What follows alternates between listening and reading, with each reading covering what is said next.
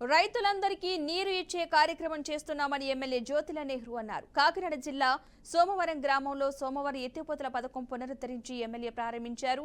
ఆంధ్ర రాష్ట్రంలో 1962 నుంచి Somavaram pumping scheme నిర్విరామంగా పనిచేస్తుందన్నారు. ప్రభుత్వంతో పాటు రైతులు ఆర్థిక వనరులు సమకూర్చుకుని నడిపించుకుంటున్నారని ఎమ్మెల్యే కొనియాడారు.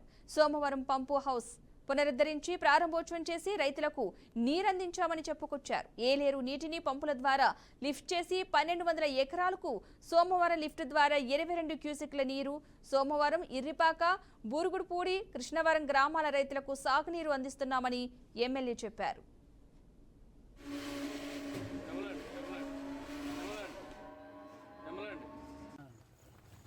రైతులకు నీరిచ్చే కార్యక్రమంలో ఉన్నాం.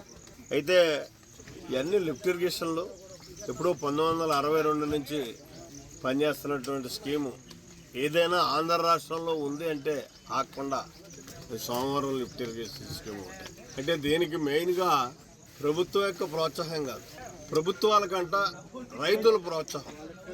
ఇవాళ ఇక్కడ రైతు ఎకరానికి 400 రూపాయలు వేసుకుని మెయింటెనెన్స్ అంతా కూడా వాళ్లే భరిస్తూ ఈ స్కీమ్ని నిర్వహణ చేస్తున్నటువంటి పరిస్థితి.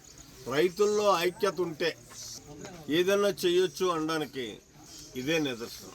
ఒక చెరువులో అయాచితంగా వచ్చినటువంటి నీరునే సక్రమంగా పంచుకున్నటువంటి పరిస్థితి ఉంటుంది.